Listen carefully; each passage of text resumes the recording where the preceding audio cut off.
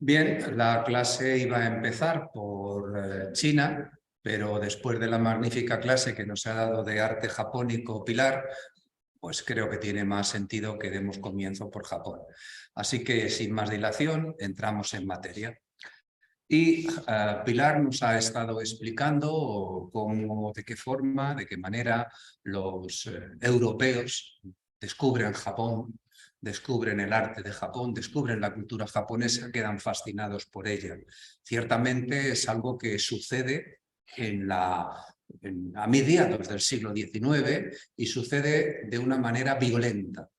De una manera violenta, lo vamos a ver, porque hay una flota de barcos norteamericanos del Comodoro Perry que se presenta en Japón en 1856 y de una manera combinatoria le dice al gobierno japonés que tiene que formalizar un contrato, un convenio para abrir el comercio, abrir Japón, porque en realidad Japón está cerrado aproximadamente al extranjero desde 1600 aproximadamente, y el shogunato Taganawa o Edo, que es más fácil de recordar, y lo que hacen estos japoneses es cerrarse ante los bárbaros. Y es lo mismo que va a hacer China.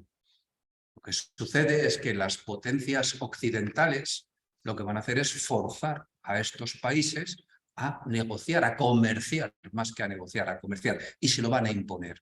Lo vamos a ver con China y lo va a hacer el Comodoro Perry con una flota que se presenta, navega por todo el Atlántico. Imaginaos, en 1850 el objetivo de aquellos Estados Unidos que hemos estado explicando hace 2 semanas, 3 semanas, con la ideología del destino manifiesto. Su destino manifiesto no solamente era llegar hasta las aguas del Pacífico, sino llegar más allá del Pacífico y ser una potencia colonizadora.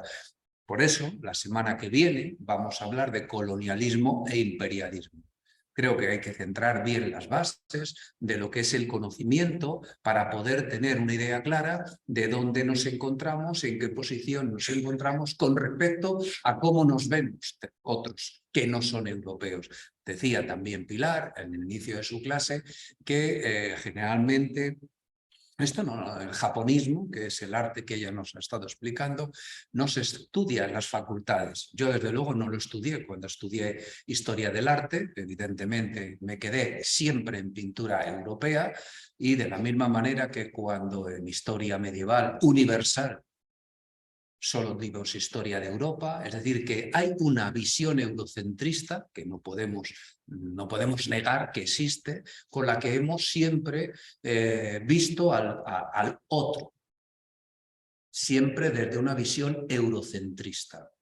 Es cierto que de un extremo se puede pasar al otro y hay un movimiento intelectual dentro de esa teoría crítica que ya expliqué el curso pasado, a qué me estoy refiriendo, que es la escuela de Frankfurt reverdecida con una serie de ramas, que una de ellas es el indigenismo, y ese es el que dice que no hubo un descubrimiento de América y un encuentro sí, un descubrimiento, por tanto niegan esa posibilidad. Ese indigenismo que derriba estatuas en Norteamérica, ese indigenismo que lo que está haciendo es llevar al otro extremo una situación contrapuesta para dar otra visión. En definitiva, no deja de ser un revisionismo. Bueno, entonces voy a empezar la clase de Japón con este libro que tenéis delante en la pantalla y que vosotros podéis ver desde vuestros asientos, que es un manual de historia contemporánea, de los muchos que puede haber, es uno de los que yo tengo, de los varios que tengo, este es uno de ellos, de 2 autores norteamericanos, Palmer y Colton, que escribieron este manual en torno al último tercio del siglo XX. Ha tenido muchas reediciones y no por eso ha quedado desfasado en las esencias fundamentales de lo que dice. Y a propósito de Japón, estos 2 autores, y por eso lo traigo, porque me parece oportuno que lo tengamos presente, para comprender lo que voy a explicar y parte de lo que Pilar ha estado comentando. Y Palmer y Colton, cuando hablan de Japón y Occidente, dan comienzo a su manual, la parte relativa a este Japón y Occidente, de la siguiente manera. Los japoneses, cuando permitieron a los occidentales que los descubriesen, me parece que queda muy claro el concepto, descubriesen, permitir que los descubriesen, constituían un pueblo altamente civilizado, que vivía en una sociedad compleja. Contaban con muchas grandes ciudades, gozaban de la contemplación de paisajes naturales, iban al teatro y leían novelas. Con sus maneras estilizadas, con sus abanicos y sus templos de madera, con sus trabajos en la laca y en biombos pintados, con sus pequeños campos de arroz y con sus curiosas e ineficaces armas de fuego, causaban a los europeos la impresión de ser la cumbre misma de todo lo singular. Este sentimiento se inmortalizó en El Mikado, una obra de Gilbert y Sullivan, estrenada en 1885. Mikado es una de las expresiones que se utilizan para referirse a emperador. Tenno, Mikado, emperador son sinónimos. Por eso se titulaba El Mikado, esta obra de Gilbert y Sullivan, estrenada en 1885. Poco después, la idea de la singularidad japonesa, al igual que la idea de los alemanes como un pueblo poco práctico, principalmente entregado a la música y a la metafísica, había de ser revisada. Los europeos, al descubrir el Japón, descubrían más de lo que pensaban. Así da comienzo la parte relativa a Japón y Occidente. Y en 1853, el comandante americano Perry se abrió paso con una flota de barcos de guerra por la bahía hasta Yedo. Insistió en desembarcar y demandó del gobierno japonés un tanto perentoriamente que iniciase relaciones comerciales con los Estados Unidos y otras potencias occidentales. En ese momento, Japón descubre que si quiere ser alguien en el concierto internacional, tiene que copiar cuando menos la tecnología de Occidente, cuando menos las formas políticas de Occidente. Se da incluso una constitución que consagra un régimen autoritario, autocrático, tienen partidos políticos, todo eso en esa franja de tiempo que es conocida como la Revolución Meiji, que ocurre desde 1868 hasta 1912. En ese lapsus de tiempo, 50 años no llegan, Japón es capaz de derrotar a los rusos, imponiéndoles unas condiciones, una batalla naval que derrota a la flota rusa del Pacífico y que ya comentamos cuando hablamos de la Rusia zarista, de Nicolás II, les impone unas condiciones de cesión de unos territorios. Pero no contentos con eso, van a tratar de invadir China. Y si no lo logran, no es porque no les faltase fuerza e interés. Si no lo logran, es porque a las potencias occidentales no les interesa que Japón controle China.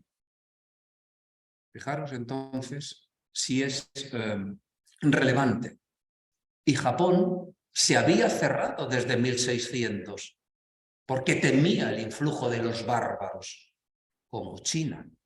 La ventaja para Japón es que es un archipiélago complicado de navegar. Habéis visto esas olas que recuerdan, a mí al menos me lo recuerdan, a un tsunami. Japón es un archipiélago de 370.000 kilómetros cuadrados. Tiene más de 1.000 islas y más de 6.000 islotes. Es un archipiélago en una disposición norte-sur, de tal manera que la isla que está más al norte, Hokkaido, pues puede tener un clima invernal muy duro, con inviernos realmente duros. En cambio, más al sur de Kyushu, que es de las 4 que conforman esa imagen que todos tenemos del mapa de Japón, está Okinawa, que tiene un clima subtropical. Así que fijaros, en esa disposición norte-sur es como se conforma el archipiélago que nosotros damos en llamar Japón. Hokkaido es la que está más al norte y tiene un tamaño semejante a Irlanda. Honshu es la mayor y sería algo así como una extensión equivalente a Gran Bretaña. En Honshu está Kioto, en Honshu está Tokio y en Honshu están los Alpes japoneses que dividen en dos, como los Apeninos en Italia dividen como una columna vertebral en dos esa isla de Honshu. Está Shikoku, que tendría una extensión semejante a Cerdeña, y está Kyushu, que está al sur de las cuatro y tendría un tamaño como Taiwán, como Formosa. Este territorio es fragoso, y es fragoso porque tiene unas características que conforman Japón, que es un origen volcánico y, consecuentemente, una alta sismicidad de la que ahora hablaré. Tiene un 84% del total del territorio es montañoso. 23 de esas montañas superan los 3.000 metros. Bueno, eso quiere decir que todos los picos que tenemos aquí en el sistema central, ahora mismo en esta sierra de Guadarrama, no llegan a los 3.000. Andan por ahí, pero están entre los 2.800 y 3.000 y tantos. 3.000 y tantos pasados serían los Pirineos. Lo digo para que veáis la altitud, pero nosotros estamos a 700, 600, 450 kilómetros del mar. Ellos no están a esa distancia. Fijaros entonces cómo, entre otros, el monte Fuji resalta en el horizonte. Tienen estrechos valles y frondosos bosques como consecuencia de esta topografía, de esta orografía determinada por este tipo de paisaje. Y tiene extensas cuencas costeras, zonas de concentración de la población. ¿Por qué? Porque donde mejor se vive, donde más posibilidades tiene, de desarrollarse la vida, es en la zona más hacia los deltas. Ahí es donde realmente la población tiene mejores posibilidades de desarrollo vital. La hidrografía es nada que ver con China, como vamos a ver. El río más grande tiene 367 kilómetros, el más grande. Claro, es que son unas islas estrechas, vamos a llamarle, permitidme la expresión, estrechas. Lógicamente, los ríos están condicionados por el territorio. Y la climatología ya lo he comentado. La geografía física tiene, por tanto, una insularidad con unas características muy específicas que además nos permiten deducir, y ahora vamos a hablar de geografía humana, que se poblaron estas islas en la época de la glaciación. El mar, como digo, es un canal de comunicación, pero asimismo, al mismo tiempo, también es de aislamiento. Y eso permitió lo que no pudieron hacer los chinos. Ellos no tuvieron, los japoneses, que levantar grandes murallas. El mar era una muralla en sí misma. Aquí tenéis la disposición norte-sur de las islas, donde tendríamos aquí Hokkaido, esta sería Honshu, aquí estaría Tokio, esta que veis aquí como si fuera Cerdaña, Shikoku, y la que está más al sur, Kyushu. La característica que también define a Japón es su alta sismicidad, pero en sí misma esta alta sismicidad es fruto de la conformación, de la distribución en la que está Japón. Japón se encuentra dentro de lo que se conoce como el anillo de fuego del Pacífico. Si tenéis en la cabeza el mapa del Pacífico, si lo miráis de frente a vuestra mano izquierda, es decir, hacia el este, tendríamos todo el continente asiático, y hacia vuestra mano derecha, es decir, hacia el oeste, en ese mapa mundi del que estoy hablando desplegado, tendríais las costas norteamericanas. Ese cinturón de fuego del Pacífico es como consecuencia de la conjunción de una serie de placas tectónicas. En el caso que nos ocupa, no me voy a extender más de lo necesario, pero en este caso concreto, la placa del Pacífico, que es la que conforma hasta todo lo que es la península de California, toda esa zona. La península de California estaría en contacto con la placa atlántica. La tectónica de placas, me habéis oído hablar de ella, no es una clase de geología, es una clase para explicar precisamente esta alta sismicidad y una característica consecuente al vulcanismo, que es la plata, Y eso es lo que va a hacer que haya unas relaciones de dependencia hasta aproximadamente el 15 entre la economía china y la japonesa, porque buscan la plata de Japón los chinos, hablaré de ello en su momento. Lo que quiero es que entendáis por qué esa alta sismicidad.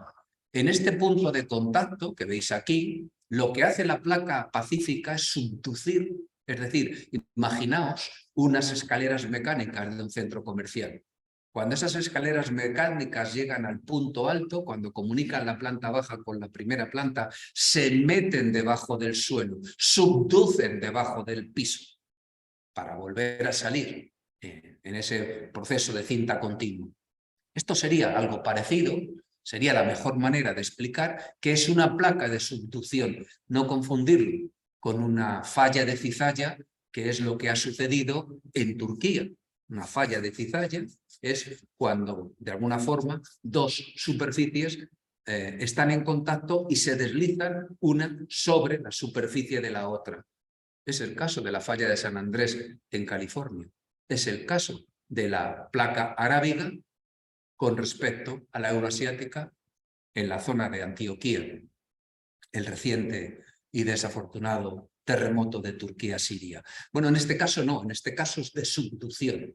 Y aquí está la placa filipina, que tiene un comportamiento semejante. Naturalmente, cuando en estas placas de subducción se quedan enganchadas porque el magma fluye y es lo que hace como correa de transmisión y no termina el material de subducir, de penetrar debajo del suelo de la placa euroasiática, queda detenido y genera una enorme presión. Y en un momento determinado, esa enorme presión se libera en forma de terremoto. Ese vulcanismo es el que va a permitir que Japón tenga plata, como ese mismo vulcanismo se da en América y es el que hacía que en la zona de México y en la zona del Potosí, hoy Bolivia, hubiera plata. Pues esto es una característica consustancial y los tsunamis son resultado de esos terremotos. Sabemos todo lo que es un tsunami y sabemos en el fondo que es una columna de agua que en un momento determinado y como consecuencia de la liberación de esa enorme presión hace que surja esa columna de agua en vertical y que discurra en un sentido, en los dos sentidos de la dirección y que se desplace a una velocidad tremenda hacia el continente. En tanto en cuanto esa columna de agua vaya discurriendo por un fondo profundo, no va a colapsar. El problema es que cuando esa columna de agua llegue a una zona ya de costa, al ir entonces levantándose la costa para llegar al continente, esa columna de agua va a ir frenando su velocidad, de desplazamiento. Va a frenarse abajo, porque es la parte de agua que entra en contacto con el suelo, pero arriba va a seguir avanzando.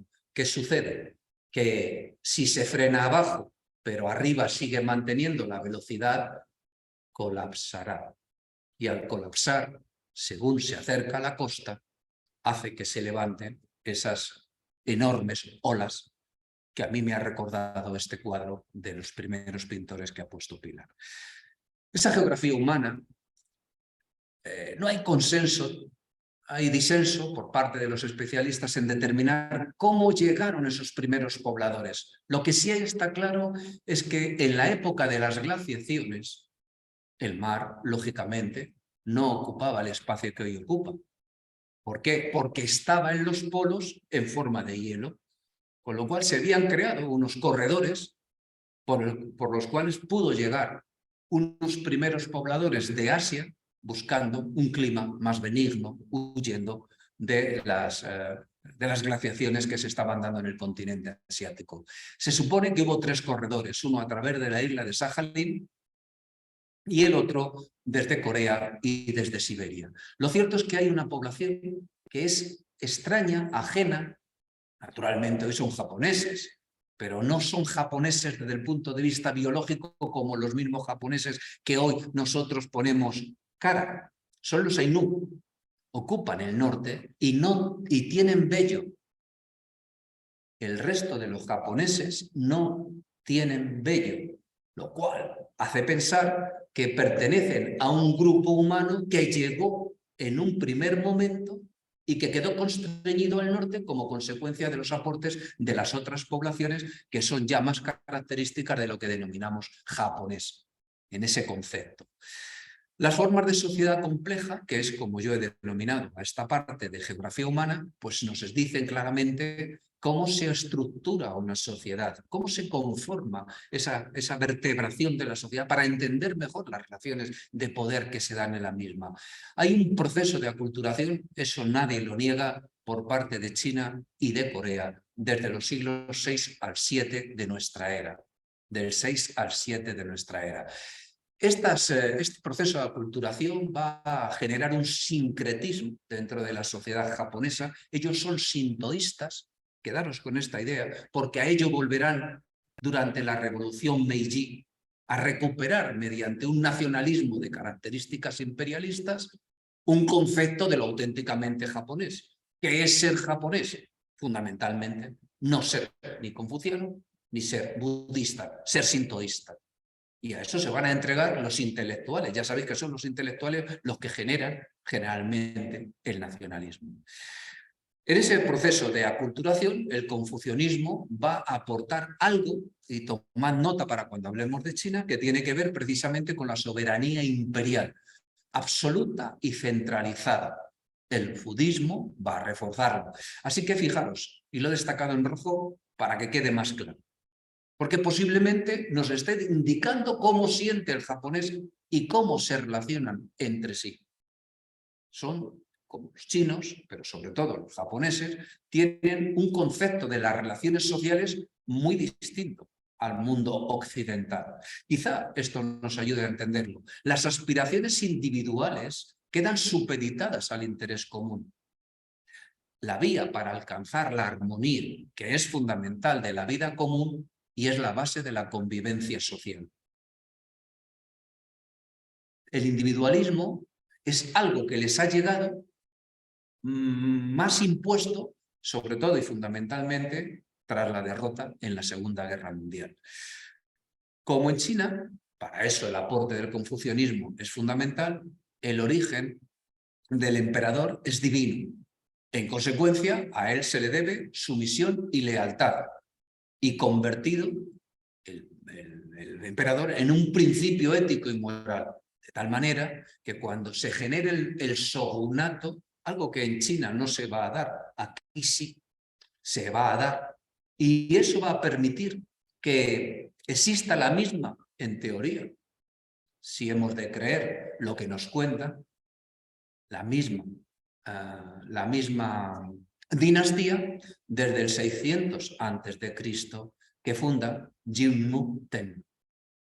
Si hemos de creer, es la misma línea dinástica desde hace 2600 años. Bueno, si no lo creemos, a mí me cuesta creerlo, pero los especialistas así lo reflejan y como tal os lo digo. En esa forma compleja, la aportación cultural de la cultura china es convertir el mundo de linajes en un estado centralizado y burocratizado. Tiene 60 provincias y adaptan el derecho y el ceremonial chino. Otro préstamo chino fue asignar toda la tierra como una propiedad del emperador. Y esto en China también se va a dar. Habrá matices, como veremos en su momento. Pero en China, como ya lo estoy comentando aquí, el emperador Ogu lo que va a hacer es repartir la tierra para evitar esos grandes latifundios. En el caso de Japón no va a suceder así. Y estos shogunes,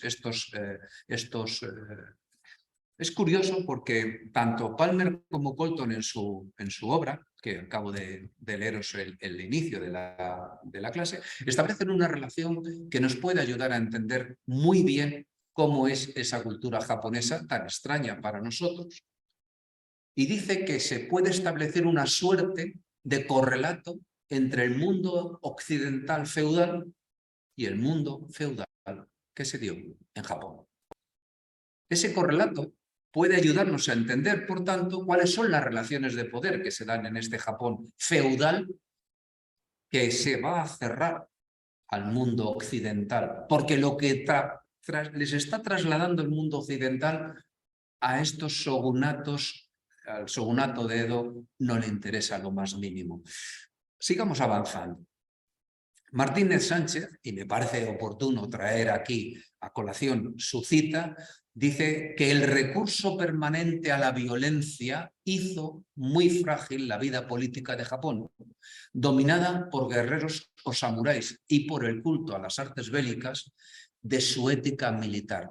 Y esto va a ser otra característica que durante la Revolución Meiji va a formar parte de ese concepto de ser nipón, de la autenticidad de ser nipón.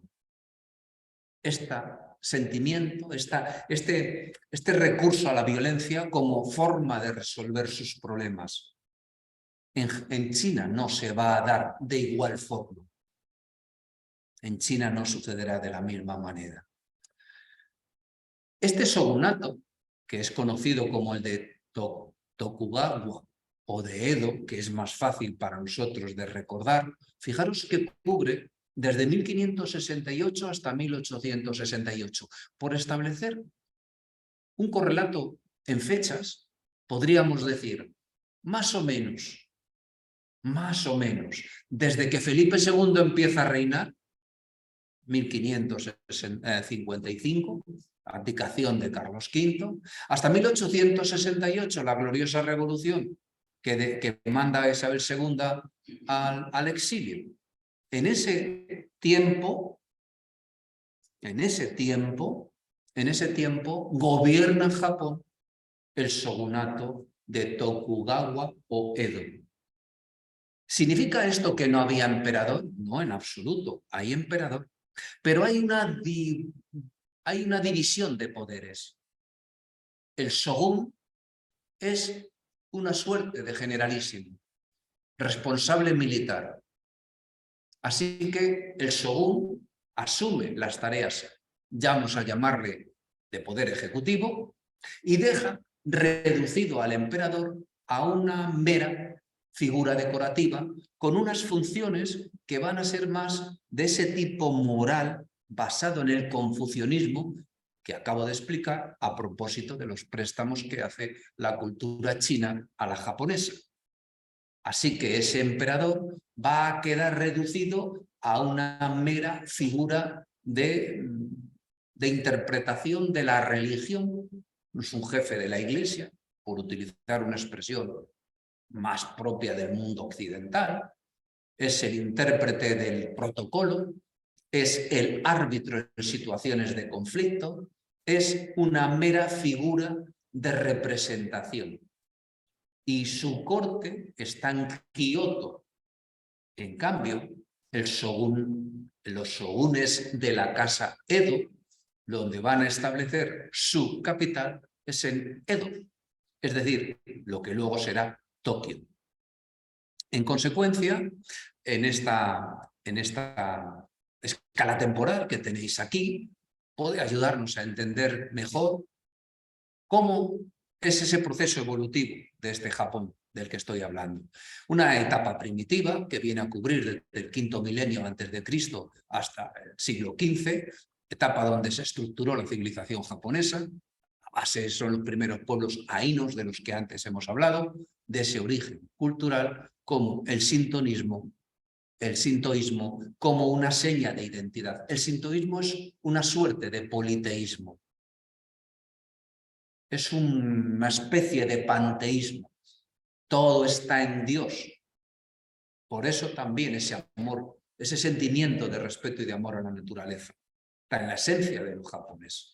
Esa época antigua, con una influencia de la civilización china a partir del sexto, que es cuando se produce la llegada de estos, sobre todo de estos fundamentalmente influencia china, esa Edad Media, que fijaros que cubre desde 1200 aproximadamente hasta 1868, donde se va a mantener ese imperio japonés, pero sobre todo desde que el shogunato de Edo, de Tokugawa se hace con el control del poder, se cierra a Occidente. Y luego está la Edad Moderna con la Revolución Meiji. Esa Revolución Meiji lo que va a hacer es darse cuenta que la penetración que están llevando a cabo primero españoles, portugueses primero y españoles después, está acarreando un proceso de transformación del mundo japonés.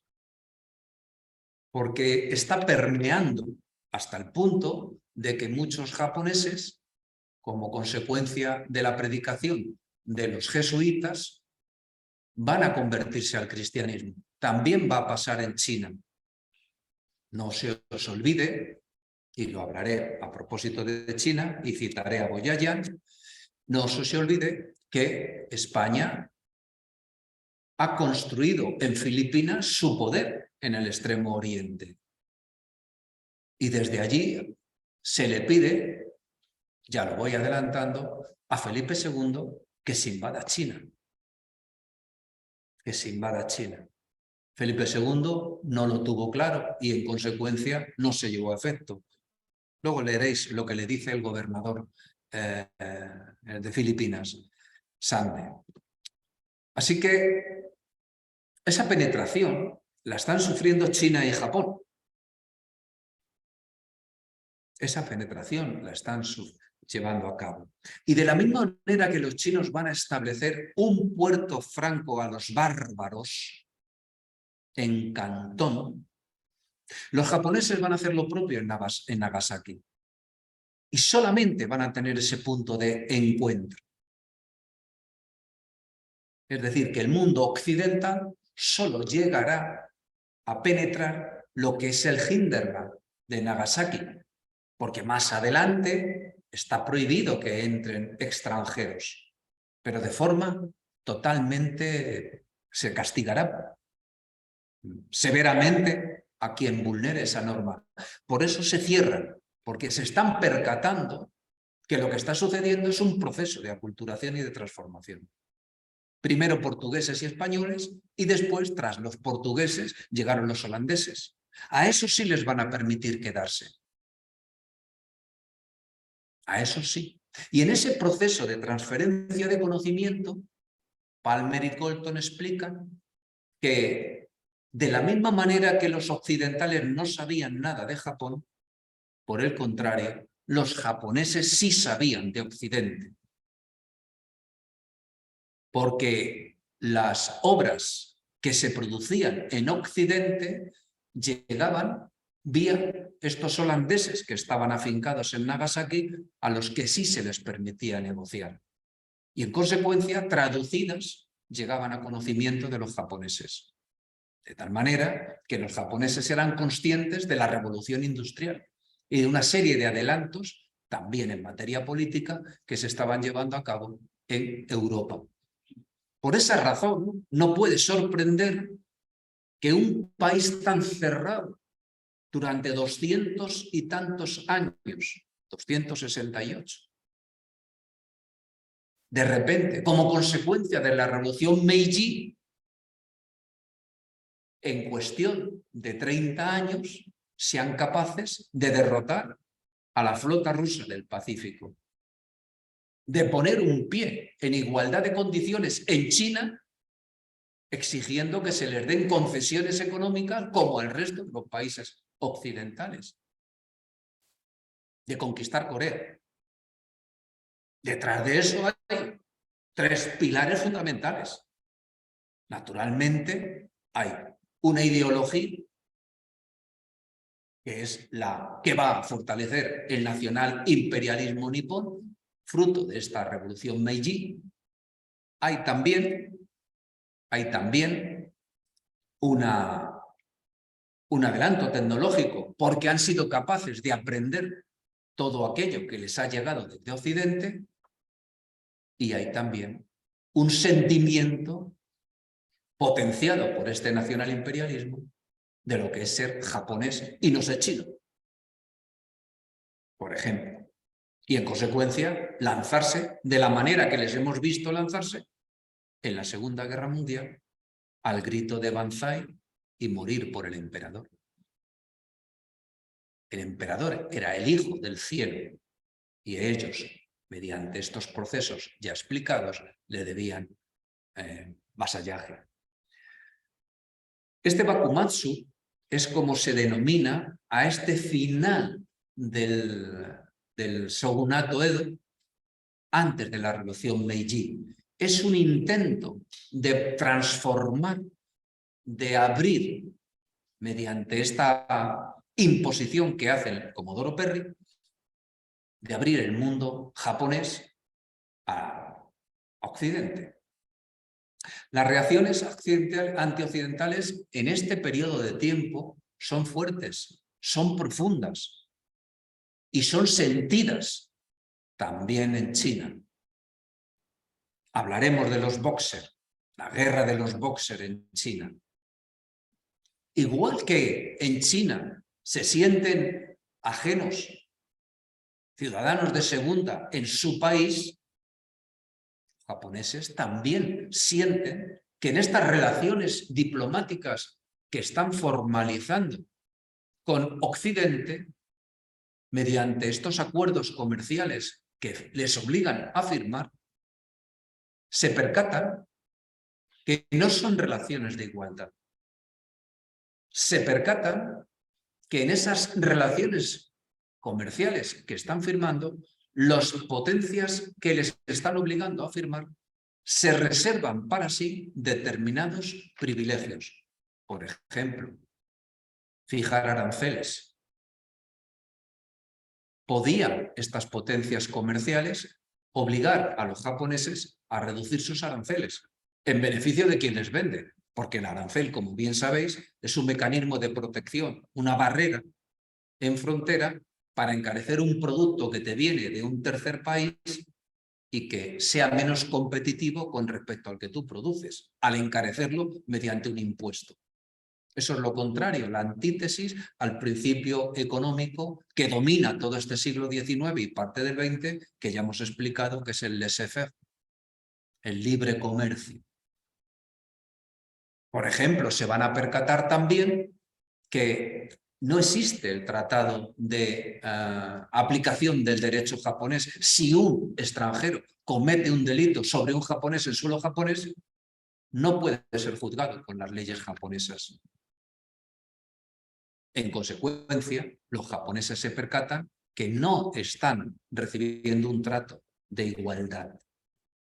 Y por tanto, el sentimiento antioccidental es muy marcado. Es muy marcado. Se les considera como a los chinos, atrasados. Pero eso tiene que ver con el colonialismo, del que hablaremos la semana que viene. En definitiva, bueno, esta gente se percata de que tiene que innovar, cambiar, si no quiere perder el paso. Y van a llevar a cabo una serie de modificaciones que están ahí estructuradas dentro de lo que es la política de tipo institucional. Van a firmar la nueva autoridad del emperador a través del juramento de los 5 artículos, centralizar la política a través de sus organizaciones de gobierno y funcionariado, división de poderes. ¿Cómo se puede pasar de un mundo feudal por una revolución a un mundo que está hablando ya de lo que es el modelo liberal burgués que tanto ha costado imponer en Europa? Porque lo asumen, porque lo han interiorizado de la manera que he explicado a través de ese conocimiento que tenían del mundo occidental, a través de estos escritos, de estos trabajos que les llegaban traducidos desde el mundo de los holandeses. División de poderes, supresión de instituciones feudales y creación de un ejército imperial. Ya no va a haber ejércitos que dependan de señores. Es que han abandonado el mundo feudal de la noche a la mañana. Fijaros la importancia de la revolución Meiji. Ya no va a haber esos ejércitos que van a servir a un noble, a un shogun. No lo va a haber. Ahora va a haber un único ejército. ¿Qué nos está diciendo esto de políticas institucionales, este ítem? Nos está diciendo que es el nacimiento de un Estado moderno. ¿O no llevaron a cabo parte de este articulado, por ejemplo, los reyes católicos? Parte. No hablamos de separación de poderes. Hablo de los protoestados modernos en el 15 y en el 16. Creación de un ejército nacional, de un ejército del rey. No tener que depender de las huestes, de las mesnadas, de los señores feudales. De la noche a la mañana han pasado esta gente de estar en una situación a esta otra. En política económica, un fuerte desarrollo industrial, una colonización agraria, una creación de una red de transportes. Surge el capital financiero, la banca, sistema fiscal y moneda única. Se instaura el yen. Pero moneda única. Es que los países europeos, esa moneda única, en España, por ejemplo, la moneda única no llega a formalizarse hasta los Borbones, por ejemplo. De la noche a la mañana no es fruto de la casualidad, es fruto de lo que acabo de comentar, en lo que insisto para que quede claro. Y bueno, sociedad sociojurídica, mediante códigos de instrucción de enseñanza, modificación de usos y costumbres.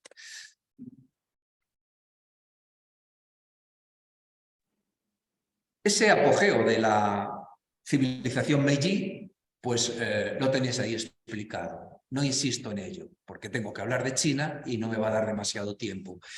Se promulga una constitución. Los chinos no saben lo que es una constitución. En este mismo momento en China hay un golpe de estado de una emperatriz. ¿Os acordáis de 55 días en Pekín? ¿Os acordáis de aquella señora que salía con aquellas uñas tan... ¿Os acordáis de aquella señora? Esa señora es la emperatriz Xia, creo que se llamaba, o Tai. Esta señora está haciendo y deshaciendo a su antojo. Sigue controlando de forma absoluta el poder de China. Y aquí estos se dan una constitución.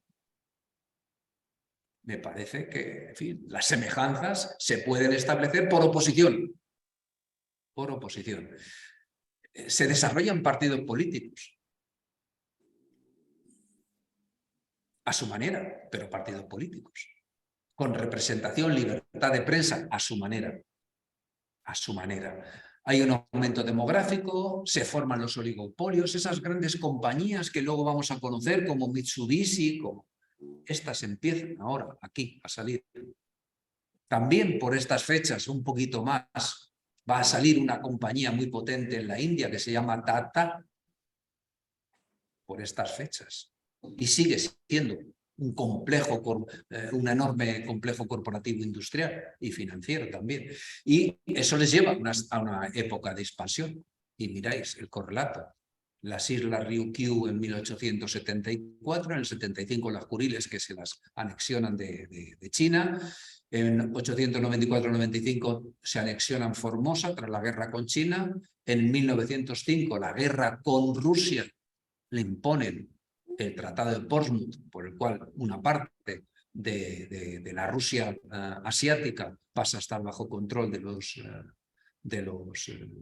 japoneses, y en 1910 se anexionan Corea. Y aquí tenéis en este mapa el desarrollo de ese proceso expansivo. Fijaros dónde está el cursor, que no lo veo. En algún sitio tiene que estar. Bueno, lo veis en el color. Todo Corea y toda la Corea y toda la parte de Manchuria, que es la parte ahora, es la parte que está por aquí. Entran en China, hubieran conquistado China, lo van a hacer poco después, poquito después. No van a lograrlo porque estallará la Segunda Guerra Mundial.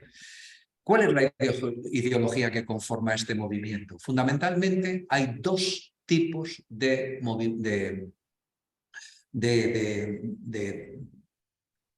dos procesos que se definen con dos palabras que lo definen perfectamente. Foucault, que es restaurando la antigüedad, y Bunmei Kai-ka, que es civilización e ilustración, y Rins Susek, que es que sea un éxito. Me parece que no es necesario leer más que el propio enunciado del concepto de la idea. Fijaros, restaurando la antigüedad significa vamos a quitar todo aquel sincretismo que a lo largo del tiempo histórico le ha llegado desde otro sitio, fundamentalmente de China, a la cultura japonesa. Vamos a descubrir, para eso están los intelectuales, qué es lo auténticamente japonés, como si 1300 años de convivencia del confucianismo con el mundo japonés no fuera japonés, pero se identifica con China, que es el enemigo a batir, y en consecuencia se vuelve al sintoísmo. Se crea una escenografía que explica muy bien cómo es todo el lenguaje simbólico tan importante, porque es una liturgia a través de la cual la gente se siente formando parte de un teatro en el que como actor interviene. ¿Ejemplos es necesario poner? No, ¿verdad? Escenografía. La sociedad se diseña un rico mundo de símbolos de la antigüedad cargados de ritual. La religión, el sintoísmo, se despoja de préstamos de otros cultos, fue la religión oficial. Se integró en la educación para reforzar el culto al emperador y a los antepasados.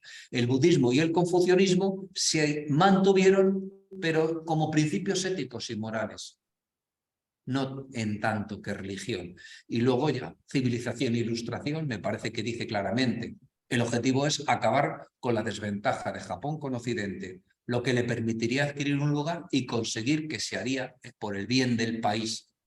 Con esta expresión kunit no tame, una frase repetida machaconamente por los intelectuales y los empresarios.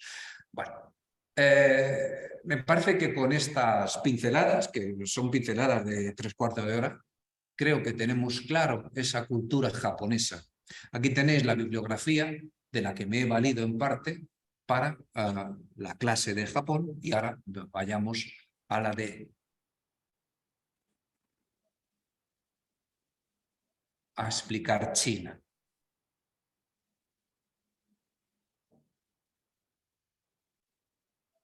Vamos a ver, es mejor. Sin querer lo he cerrado. Se queda esto enganchado aquí.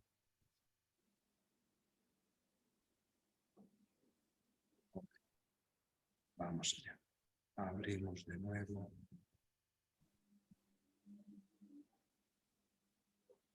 Bien.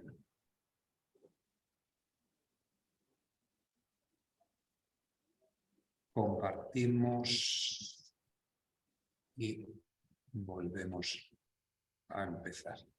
Bien, pues llegados a este punto, vamos a hablar de China.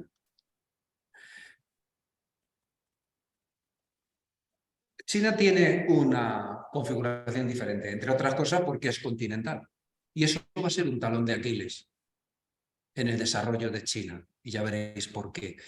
China tiene una dimensión geográfica, tiene 9,6 millones de kilómetros cuadrados, pero de esos 9,6 millones de kilómetros cuadrados, 1,7 es la provincia de Xinjiang, el Turquestán chino, que se lo anexiona a China en el siglo XVIII, con el que tiene muchos problemas porque hay una mayoría musulmana, los uigures, que tantos problemas le da a China porque no se sienten chinos, pero les han chinificado. Permitidme esta expresión, que no sé si es la más correcta, pero seguramente es la más descriptiva. Está formada por una serie de planicies costeras y colinas, altiplanos y montañas muy altas. Entre ellas se encuentran los Himalayas. Aquí tenéis este mapa de China y veis que es como corresponde a un territorio tan inmenso, tiene que tener fundamentalmente todo tipo de climas y en consecuencia el clima condiciona el suelo, el territorio. Fijaros que la parte más verde, es la parte más irrigada, es la que está en la costa. Es donde realmente se va a producir la civilización. Quedaros con toda la zona de Mongolia y toda esta zona que aquí dice el desierto de Tangsma. Kan, que es el Turquestán chino, la provincia de Xinjiang, que dicen los chinos, porque vais a ver que esto es un territorio periférico a esta cultura que se va a desarrollar en torno al río Amarillo, el Huanghe, y toda esta zona de esta planicie.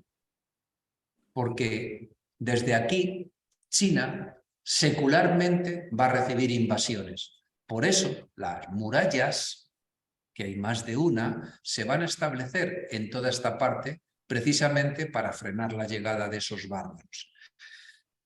La hidrografía es tan diferente de Japón porque como consecuencia de las propias montañas del Himalaya que aportan mediante este régimen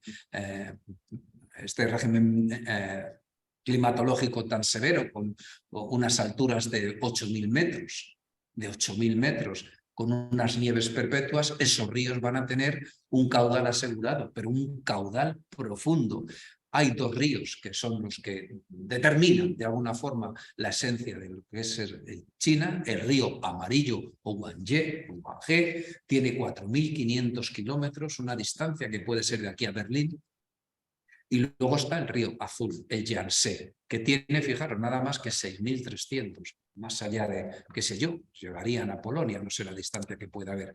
Esta es la conformación de este régimen de ríos. Aquí tenéis el Yangtze en la parte inferior, todo está en la meseta del Tíber, una altitud tremenda que sigue creciendo como consecuencia de la placa, del empuje de la placa del India sobre la eurasiática. Lo que hace es que se esté levantando el Himalaya. El Himalaya sigue creciendo porque el empuje, la deriva de la placa índica sobre la eurasiática no cesa como consecuencia de la tectónica de placas y la deriva continental.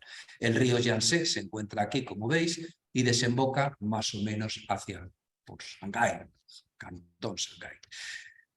El río Amarillo, me parece que no hay que insistir que es el que aporta una enorme cantidad de lodo, de limo, es el que erosiona tremendamente toda la zona de las cordilleras del Tíbet y tiene ese color de barro por el aporte aluvial que tiene.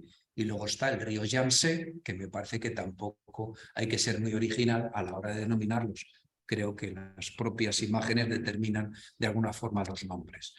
En definitiva, la climatología, también en una disposición norte-sur, como es el caso de Japón, pues son inviernos largos, sobre todo en la zona no costera, en la zona del interior, con Manchuria, que sería la parte más al noreste de China, la que estaría enfrente de Japón. Frente de Japón está toda China, ciertamente, pero bueno, situándolo en la parte más equivalente al norte de Japón, y es una zona donde en el río Amarillo se presta a todo tipo de cultivo y de irrigación. En el sur la orografía es más placentera y eso permite esos cultivos de arroz que parece que asociamos más al mundo del extremo oriente con el cultivo del arroz. Pero en estas zonas que estoy contando, sobre todo y fundamentalmente a partir del Yangtze. Las características geográficas tienen unas barreras naturales de una dificultad de comunicación con terceros. Si pensamos la separación con el subcontinente de la India, pues tenéis toda la meseta del Tíbet, todo lo que es los grandes pasos del Himalaya. Por ahí las dificultades de comunicación me parece que no es necesario insistir en ellas. Tiene más facilidad de comunicación hacia lo que es el sureste asiático, la zona de la península de Indochina, y la zona norte a través de Mongolia, el desierto de Gobi y toda la zona euroasiática. La geografía humana es importante destacarlo porque fundamentalmente los chinos son Han. Y hay un tipo de chino que no se llama Han, se llama Hui, pero que son Han con otra religión, que no es el confucianismo ni es el budismo. En el fondo, un chino, fundamentalmente, la inmensa mayoría de los chinos son Han. Esta es una importancia sustancial porque las minorías en ese inmenso continente, subcontinente que es el propio China, va a hacer que existan unas minorías culturales a los que la cultura china impone sus reglas. Siempre han estado sometidos a un poder central, el del emperador y ahora el del Partido Comunista. Es un poco, si me permitís la comparación, lo que hablábamos de la Rusia zarista. Primero estuvieron bajo la dirección de la autocracia de la Rusia zarista para pasar a la autocracia totalitarista del Partido Comunista. Algo parecido se podría establecer esa circunstancia. Esta geografía humana ha hecho que los chinos tengan una dificultad de comunicación importante, porque aunque se puede decir que hablan un lenguaje parecido, las lenguas, los especialistas en filología los sitúan como sino-tibetano y altaico, los Han hablan una multitud de dialectos.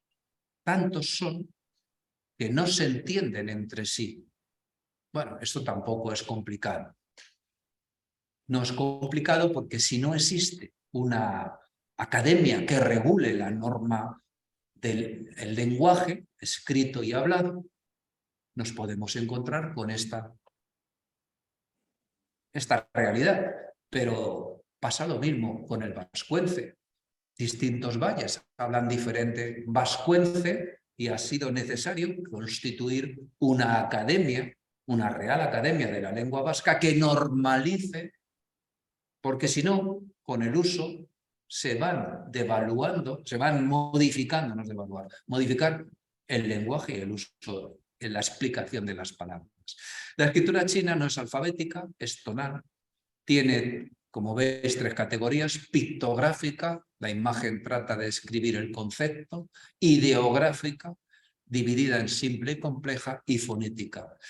La conclusión a la que podemos llegar es la siguiente: las características físicas han perfilado un tipo de hábitat que ha condicionado a los grupos humanos allí asentados, dotándolos de identidad. Su historia, que es la que vamos a ver a continuación, ha perfilado una cultura milenaria cuya forma de Estado ha sido un imperio del Este que va desde el 221 a.C. hasta el último emperador, Puyi, cuya película hemos visto de Berlusconi, me parece que todos. Quizá tenga razón entonces Lu Xianpi. ¿Perdón? ¿Y qué he hecho? A ver, lo he hecho a propósito, a ver si estáis atentos. Veo que estáis atentos. No es Berlusconi, es Bertolucci, claro que sí. Bueno. Bien, decía que quizá tenga razón Lu Xianpi cuando dice: China es una civilización pretendiendo ser una nación. Aquí tenéis un mapa de China con sus provincias. China es antiquísimo. El Sinanthropus pekinensis, que es este señor que tenéis aquí delante, cuyo cráneo tenéis aquí delante, es un personaje muy relevante en la historia de la evolución humana. Fue descubierto en los años 20 del siglo XX. Fue descubierto en los años 20 del siglo XX. Fue descubierto en una de las misiones de aquellas bases económicas de los distintos países que tenían dividida China en zonas de interés. Y hubo un jesuita, que quizá recordaréis, Teilhard de Chardin, que es el que trabajó precisamente como antropólogo, trabajando en... Si os fijáis bien, tiene un desarrollo craneal importante y tiene un arco supracigático, me parece que se llama. A ver si encuentro el cursor. Hoy se nos ha ido el cursor. En algún sitio está. Bueno, lo veis. Las cejas. Supraciliar, efectivamente, gracias por el apunte, muy acusado. tiene un cráneo, por tanto, una capacidad craneal que está en torno a los 1.200 centímetros cúbicos. Y lo importante es que se encontraron asociados al fuego. Hasta aquel entonces, lo que había aparecido en la zona de África no estaba asociado al fuego. Con lo cual, en ese momento se entendió que era el eslabón perdido. En ese momento, Teilhard de Chardin publicó un trabajo fundamental para la aceptación por parte de la Iglesia Católica de la evolución humana. De tal manera que unos 30 años después, unos 100 años después de Darwin, la Iglesia aceptó la evolución, la teoría de la evolución de Darwin. Pero no hay que irse muy atrás. Fundamentalmente, insisto en la dinastía Han, que es la que da, digamos, de alguna forma identidad a lo chino, porque fijaros lo que cubre. Desde el 206, guerras púnicas, antes de Cristo, es decir, que esta dinastía se viene a establecer cuando romanos y púnicos, cuando Roma está sometiendo a Cartago, y llega al 220. Hasta el 220. No sabría indicar más allá de la crisis que empieza a vivir Roma. Es decir, que cubre unos 400 años. Esta civilización tuvo relaciones comerciales con Roma. Es la que abre la ruta de la seda. Y hay, con dificultad, pero hace ya unos tiempos, se ha abierto paso cada vez de forma más consistente las relaciones comerciales entre el Imperio Romano y la China Han. En 1644, después de muchos intentos de invasión, lo van a lograr los manchúes y van a establecer la dinastía Qin o Qin, y va a llegar hasta 1912. Fijaros entonces que más o menos, coincidiendo con el shogunato de Edo, aquí pasa algo parecido. La diferencia es que los manchúes no son chinos. Lo que pasa es que se integran como tales chinos. En el siglo XVIII, China aún va a tener fuerza para expandirse. Va a integrar zonas de Birmania e Indochina y se va a hacer con la enorme región de Xinjiang, el Turquestán chino. Y eso es lo que da este enorme mapa, donde he querido destacar la parte que os estoy indicando. Fijaros dónde está el Caspio, el mar Caspio. Es decir, su extensión es tremenda. Claro que todo esto que hay aquí es Rusia.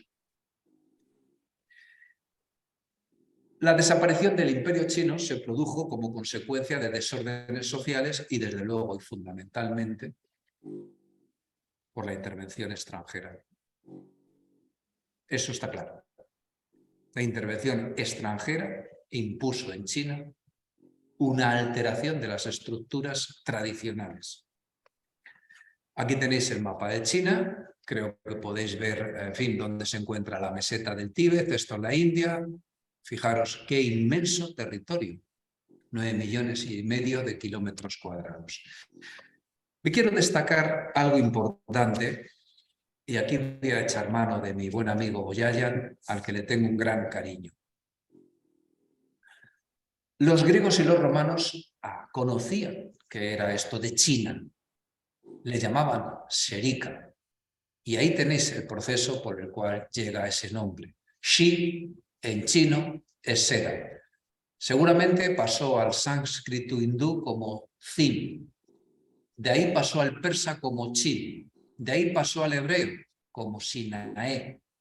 Por eso se dice también Sinanthropos, de Sina, sinónimo de China. Anthropos es hombre en griego. La conclusión a la que se llegan los filólogos es que la fórmula inicial Shi llegó a Occidente como Chi, a través del persa. Así que para los griegos y los romanos, Serica era la ruta, el país de la seda. La edad moderna, que es donde me quiero entretener, es el mundo que están tratando de llegar a él, a este mundo, los portugueses, desde que inician el proceso de la descubierta oceánica, del que ya me habéis oído hablar en más de una ocasión y del que, en fin, le hemos dedicado el tiempo necesario. Evidentemente, El objetivo es llegar al rico comercio de Extremo Oriente. La ruta de la seda y las especias las tienen controladas, monopolizadas los venecianos a través de los circuitos terminales de esta ruta de las especias que empezaba en la zona del Extremo Oriente, llegaba a la India y navegaba por el Índico y llegaba a los puertos de Alejandría. Allí la compraban, los llevaban los caravanas musulmanas, allí lo compraban los venecianos, o a través del Asia interior, la ruta de la seda.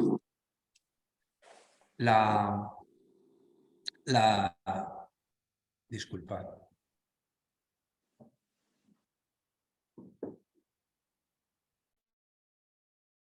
Esta ruta de la seda lo que va a hacer es abrir un horizonte de oportunidades y de negocio a, primero, los portugueses, que son los que llegan, y tras ellos, a través del Pacífico, los españoles. Los españoles van a determinar mediante un comercio del galeón de Manila. Tenéis en la bibliografía citada la clase que yo di, la recordaréis, cuando la pandemia del galeón de Manila. No me voy a entretener más allá de estrictamente necesario y hablaré de la plata. Los chinos, desde el siglo X, es fácil de recordar, la dinastía empieza, la dinastía Qin, creo que se llamaba, o Qin, cuando más o menos en el año 1000 muere Calatañazón, cuando muere Almanzor en la batalla de Calatañazón, van a fijar ya el papel moneda como vehículo de intercambio en sus relaciones comerciales. De tal manera que ese papel moneda necesita un respaldo de confianza. Porque si tú le compras a alguien 1 kilo de arroz y te da un papel que dice vale X, te tienes que creer que eso vale realmente lo que dice el papel. El respaldo era la plata. Esa plata, que era la que respaldaba la confianza de ese papel que decía vale X, es lo mismo que ahora hacemos nosotros cuando le pagamos a alguien un móvil y le damos 600 euros. Le damos papel.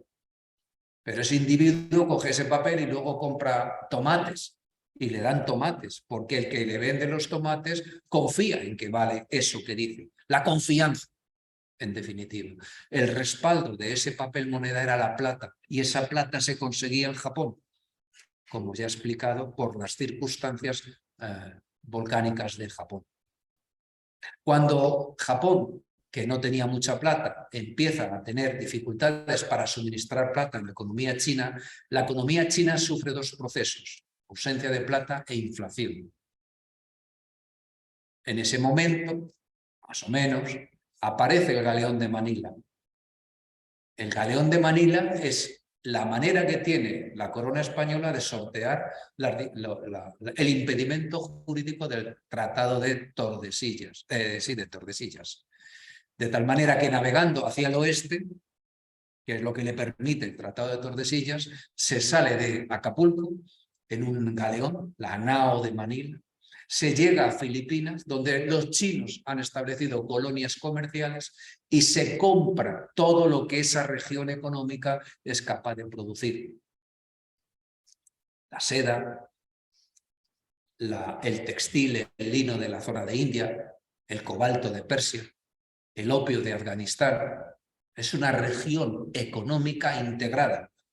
Y lo que hacen los españoles es llevar la plata que necesita la economía china desde la zona de producción, que es la América española. Y cuando se aprende, Tomás de Urdaneta, a regresar navegando a vela desde el continente asiático al norteamericano, el tornaviaje, aprovechando la corriente de Kuroshige, queda establecido una relación comercial entre América española y China a través de estos comerciantes situados en Manila. Por tanto, los primeros que llegan son los portugueses. Dejadme que cite a un maestro, que es Boyajian, en este libro que lleva por título Portuguese Trade in Asia under the Habsburg, 1580-1640. Bueno, dicho, mi inglés es fatal, como habréis podido observar. Comercio portugués en Asia bajo los Habsburgo, 1580-1640. En casa supongo que se ve también. Él habla de la llegada de estos portugueses. Y dice de la siguiente forma, lo explica de forma tangencial. Los portugueses alcanzan la China de la dinastía Ming en los 40 del 16. El contacto inicial entre portugueses y los sujetos, los súbditos del reino celestial, fue a través de misioneros y diplomáticos. El comercio fue seguido por esporádicas fundaciones de permanentes puestos portugueses en la zona de China hacia 1555.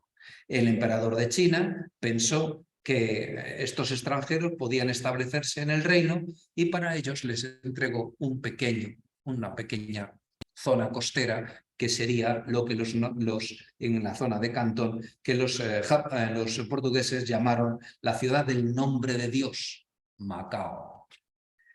Los portugueses llegaron a Japón sobre la misma época, en torno a los 50 del siglo XVI, y regularizaron las relaciones de comercio fundando un asentamiento permanente en Nagasaki. En la misma época, por el mismo año, los españoles desde México establecieron la ciudad de Manila en Filipinas, en la isla de Luzón, completando el triunvirato de colonias ibéricas en el lejano este, desarrollando la riqueza de la Europa comercial con Asia a través de la etapa de los Habsburgo. Fundamental. Este libro es fundamental para los que nos interesan estos temas. Formó parte de mi tesis. En definitiva, hay un proceso de expansión. Los chinos tienen mucho cuidado con que estos bárbaros no se establezcan y les fijan un lugar que es Cantón y no les permiten llegar a Pekín. Ellos lo intentan, de hecho lo van a intentar en varias ocasiones, pero formalmente los chinos les impiden llegar a la corte imperial. Cantón es el sitio de acantonamiento, valga la expresión. En síntesis, podemos decir, por tanto, que los chinos lo que temen es la llegada de estos bárbaros. Este es el gran imperio Qing, del que antes hablaba, y los resortes en los que se va a fundamentar el poder del emperador, que se va a mantener a lo largo de tanto tiempo, aunque las dinastías cambien, no como en Japón, es este concepto, este principio doctrinal que dice que el emperador es hijo del cielo y los chinos son hijos del emperador. En consecuencia, el objeto, la finalidad, es asegurar la tranquilidad y la obediencia de todos a la ley inmutable de las cosas. Las cosas son así, acéptalo, esto es inmutable. Es el hijo del cielo y en consecuencia esto no puedes cambiar, es inmutable. Resignación. El hijo del cielo podía ser sustituido con mensajes que le podía lanzar el cielo, que eran malas cosechas, calamidades naturales, derrotas en la guerra o desórdenes y revueltas. Como antes he dicho, el pueblo chino era el hijo del emperador. Consideraban, por tanto, que por su origen divino gobernaban por el bien de sus súbditos y eso les obligaba a rendir una sumisión total. Los mecanismos de sucesión eran directos. El hijo del cielo elegía a su sustituto, para eso era el hijo del cielo, o indirectos. Y aquí la corte, porque sí que había segundas y terceras esposas y concubinas, el harén, más una expresión propia relativa al Imperio Otomano, juega un papel muy importante. El harén juega un papel muy importante. La dinastía Manchú, que va a cubrir precisamente todo el final del 1662 hasta Piyu, pues va a tener un gran consejo, va a tener unos gobernadores provinciales y va a tener un cuerpo de funcionarios que eran elegidos mediante exámenes. Era una cultura muy desarrollada. Pensad que esta gente no solamente había desarrollado en la Edad Media la seda, había inventado el papel. El papel llega a Occidente a través de los árabes y los árabes lo han aprendido de los chinos, pero la pólvora llega a Occidente a través de los árabes. El primer sitio donde se da en la península ibérica una batalla con pólvora es el asedio de Niebla. Hay un libro magnífico que fue el discurso de entrada de don Miguel Ángel Ladero Quesada en la Real Academia de la Historia como académico de número, que llevó niebla, de reino a condado, reino taifa a condado cristiano. Bueno, la casa imperial tenía unos grandes latifundios y esos latifundios, la tierra era del emperador, estaban exentos de tributación. Es la dinastía Ming, a diferencia de lo que hacen en Japón, la que decide repartir esos latifundios entre el campesinado. No se os olvide que esta dinastía es una dinastía impuesta. Seguramente a través de este mecanismo de reparto de tierra estaba ganándose el apoyo social. Hay una característica que define a China. Las murallas de Japón es el mar. En China hay que fabricarlas. Por eso Oswald Siren, en el siglo XIX, visita China y Oswald lo que dice es lo siguiente: murallas, murallas y una vez más murallas forman el barco de cada ciudad china. Esto no lo hemos visto en Japón, porque no lo necesitan, pero ellos sí se tienen que fortificar. Habéis visto que es un país que tiene muchas montañas, pero una zona de penillanura muy amplia. Y esa zona es rica y fértil, y esa es la que pretenden esos bárbaros periféricos que se encuentran en la zona, esos pueblos pastores nómadas que intentan entrar en contacto con chinos y quedarse con ellos. Lo van a conseguir los mongoles en la época de Marco Polo. Coincide Marco Polo en ese momento y será la primera dinastía no china que gobierne en China. ¿Había habido una influencia anterior? Claro. Ya explicó en una clase magnífica el profesor Pedro Lavado los préstamos culturales que se dan en las relaciones entre distintos pueblos. A través, entonces, de esta ruta de la seda, llegaron cristianos nestorianos. Pero cuando estos cristianos nestorianos, aquí tenéis el desarrollo de estas distintas murallas en China, decía que cuando estos distintos, cuando llegan los jesuitas, de este cristianismo nestoriano ya no queda nada. Por eso, en este proceso de aculturación de la cultura china, de integrarla dentro del mundo cristiano, es cuando se le propone por Francisco de Sande, gobernador de Filipinas, en 1576, lo siguiente a Felipe II. Y fijaros también que denota cómo se llevaban a cabo empresas de conquista en ese momento. Vamos a leerlo. Prestad atención, porque el texto está indicando un contrato y un tipo de relación, de relación contractual entre la corona y los soldados. Lo que toca a la jornada de la China es cosa llana y será de poca costa, que sin paga vendrá la gente española armada a su costa y escogida por provincias, y pagarán fletes y serán dichosos. Solo la costa es de ministros y oficiales para hacer y mandar galeras, artilleros y fundidores e ingenieros, municiones y artillería. Y a estos se les puede dar acá de comer y a la gente suelta y sana y mozos. Esto lo escribe el gobernador de Filipinas. La respuesta del rey prudente fue: en cuanto a conquistar la China, ¿qué os parece se debería hacer? Desde luego acá ha parecido que por ahora no conviene se trate de ello. Detrás están los jesuitas. Afortunadamente, creo yo, para la historia, Felipe II, digo sobre todo para las finanzas, no entró en esta dinámica de expansión. Bueno, el asunto es que hay un proceso de aculturación y cristianización que se va a frustrar por dos distintos motivos. El veto papal a los ritos chinos. En este sincretismo, los jesuitas han aceptado una evangelización aceptando ceremonias de honor a Confucio y el culto a los muertos. Tampoco la traducción del nombre de Dios al chino por miedo a sincretismo incompatible con el dogma católico. Y por otro lado está la persecución imperial. Se están dando cuenta del avance de esta aculturación y en consecuencia de un proceso de desnaturalización. Así que van a prohibirlo. China es la fuente de civilización para todas las culturas, decía Confucio, y ese es el motivo por que los chinos, a lo que no es chino, lo sienten como extraño, como barro.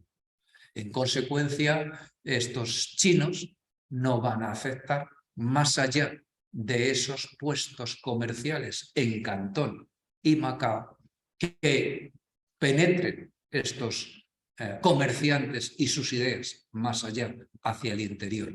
Claro, hay un problema. Si tú eres la Compañía de las Indias Orientales y produces opio en India y resulta que en China se consume opio, si tú les vendes ese opio porque en las relaciones comerciales había una balanza comercial deficitaria en perjuicio de Gran Bretaña, le compraba géneros, seda, etcétera, y no le podía vender opio porque lo prohibía la propia legislación china, pues tienes un problema, digo, como Compañía de las Indias Orientales, que estás para ganar dinero y pagarle un dividendo a los accionistas, así que les declaran la guerra. Ya lo hemos explicado, ¿lo recordáis? Cuando hablamos de Gran Bretaña, 2 guerras del opio. Esas 2 guerras del opio, como las perdieron los chinos frente al avance tecnológico y militar que representaban las potencias, en este caso Inglaterra, el resultado fue que, a diferencia de lo que hicieron los japoneses y la revolución Meiji, esta gente entró en una etapa de convulsiones intestinas. Tenéis estas 2 guerras aquí citadas, y en la década de los 50, hay una revuelta con un mensaje mesiánico de corte cristiano. Es la revuelta de los Taiping o de la Gran Paz, y coincide esa revuelta con la Segunda Guerra del Opio. ¿Qué estaban pidiendo estos alzados? Pedían que la administración diera satisfacción a sus peticiones, que había una enorme presión sobre recursos alimenticios, empleo, educación, y la administración estaba alejada de los sufrimientos de esta población. Desde el punto de vista económico, había aumentado la inflación porque, como consecuencia de estas guerras, había que pagar el opio con plata. Y ya he visto que tenían poca plata, no tenían plata. Ya habéis visto cómo les llegaba. Y había también catástrofes naturales, y el Hijo del Cielo podía ser revocado con mensajes que le mandaba el cielo. ¿Lo recordáis que lo hemos dicho hace 5 minutos? Así que el líder de esa revuelta es un tal Hong Xiuquan, que es un hombre que viene a vivir entre 1814 y 1864. Su idea dice que es el Hijo de Dios, hermano de Cristo, y que su misión es liberar a la tierra del mal. Creó un reino efímero con capital en Nankín. La revuelta acabó con la toma de Nankín, el suicidio del Hijo de Dios, hermano de Cristo, y se masacraron a 100.000 chinos. En definitiva, como antes comentaba, se intenta sobrevivir, no se hace una revolución Meiji, sí se hace en Japón, por eso os lo he marcado. Si hay un proceso de introspección, se vuelve a lo que es chino. Recordad la película Los 55 días de Pekín, donde esos boxers están representando lo que es ser chino. Tienen dificultades de todo tipo para imponer una reforma, porque hay una debilidad del gobierno dirigido por esta Sheikh, que es esa regente que quita y pone emperadores. Hay una incapacidad de un gobierno fuerte centralizado, la burocracia es corrupta, el objetivo principal de la regente es mantenerse en el poder. Esas son las causas internas que impedirán una reforma. Las externas son que los bárbaros impusieron sus deseos a una China imperial decadente. Arrancaron nuevas concesiones comerciales. Francia, tras la guerra de la Conchinchina, se quedó con Annan, que es lo que luego daría toda la península de Indochina, Vietnam. Laos, Camboya, a esta parte se está refiriendo. Japón se detalla en la segunda parte, lo que hemos hablado antes. Japón se queda con Corea y las Kuriles. El emperador Quan Su intenta un movimiento de reforma. Tiene un asesor, que es este Robert Hart, que le dice que hay que reformar, que es bueno lo que llega desde Occidente, pero es un títere que ha puesto esta señora, esta regente. No tiene los suficientes apoyos. Aunque va a mandar una serie de misiones diplomáticas a Washington, a Londres, va a mandar estudiantes chinos a que se formen, las fuerzas reaccionarias conservadoras de China lo van a deponer. A él le deponen y a sus consejeros los manda a justiciar esta señora, la regente. Así que depuso al emperador, ajustició a los consejeros, aprovechó la creciente oposición doméstica contra extranjeros, misioneros sobre todo, otra forma de colonialismo, lo veremos en próxima semana, distintas revueltas contra misioneros, rechazo al extranjero, y ahí surgen los Boxer, que son una sociedad secreta que se llaman Xi-e-Kwa y que se traduciría por puños justicieros y armoniosos, de ahí lo de Boxer. Así que podemos resumir que hay una respuesta de rechazo frontal de las fuerzas conservadoras chinas, que no saben dar la respuesta que dan tras la revolución Meiji los japoneses. En ese rechazo total, en 1898 atacaron a los cristianos, la corte quiso desviar su crispación de esta gente, que también estaba en contra de la corrupción de la corte, hacia los europeos. En 1900 atacaron el barrio de las legaciones diplomáticas, la película es justo ese momento, aislaron a los diplomáticos blancos que pudieron refugiarse en las embajadas, se defendieron hasta la llegada de una fuerza militar, la emperatriz hubo de aceptar una fuerte indemnización y mayores concesiones comerciales, mientras el trono lo ocupaba un niño de 3 años, que es Puyi, el último emperador. Si habéis leído La vuelta al mundo de un novelista, Blasco Ibáñez pasa por Pekín hacia 1922 aproximadamente y dice: el lector recordará indudablemente la sublevación de los Boxer en 1900 y la horrible situación en que se vieron los habitantes del barrio de las legaciones. Estos Boxer, patriotas hasta la ferocidad, se sublevaron contra los demonios blancos, exterminando a todos los individuos de nuestra raza que pudieron encontrar. El personal de las legaciones, los exiguos contingentes militares que estos tenían a su disposición y los europeos civiles que pudieron armarse, sostuvieron una lucha desesperada durante varias semanas, hasta que llegaron los refuerzos enviados por las grandes potencias. Tuvieron que batirse uno contra 1000 día y noche, sufriendo el hambre, la sed, el insomnio y la infección de la atmósfera producida por los cadáveres abandonados en las calles al pie de las barricadas. Como estaban seguros de perecer sometidos a horribles tormentos si caían en poder de los Boxer,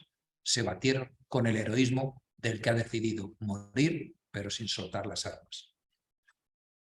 Fue tan tremendo esta revolución de los Boxer que dejó huella en quienes lo vivieron, aunque lo vivieran a distancia, como es el caso de Blasco Ibáñez.